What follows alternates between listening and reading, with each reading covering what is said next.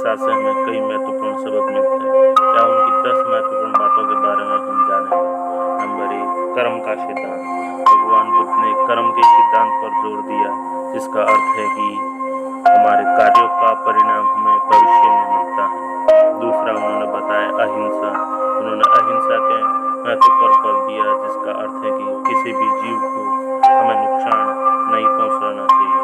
और तीसरा बताया मध्यम मार्ग। भगवान बुद्ध ने मध्यम मार्ग की शिक्षा दी, जो कि अत्यधिक सुख और अत्यधिक तपस्या के बीच का मार्ग है। चौथा, 4 आर्य सत्य उन्होंने बताया, तो दुख का सत्य, दुख के कारण का सत्य और दुख के निवारण का सत्य और दुख के निवारण के मार्ग का सत्य बताया। और 5वां, अनिच्छा, जिसका अर्थ है कि हमें अपनी इच्छाओं को नियंत्रण करना चाहिए। और 6ठा, माया से मुक्ति। माया से मुक्ति की शिक्षा दी, जिसका अर्थ है कि हमें मोह और माया से मुक्त होना चाहिए। ध्यान और निरीक्षण। भगवान बुद्ध ने ध्यान और आत्म निरीक्षण के महत्व पर बल दिया, जो हमें अपने सपने और कार्यों को नियंत्रित करने में मदद करते हैं। और 8वां उन्होंने बताया सहानुभूति और करुणा। उन्होंने सहानुभूति, करुणा के महत्व पर बल दिया, जो हमें दूसरों के प्रति दयालु और सहानुभूत बनने में मदद करते हैं।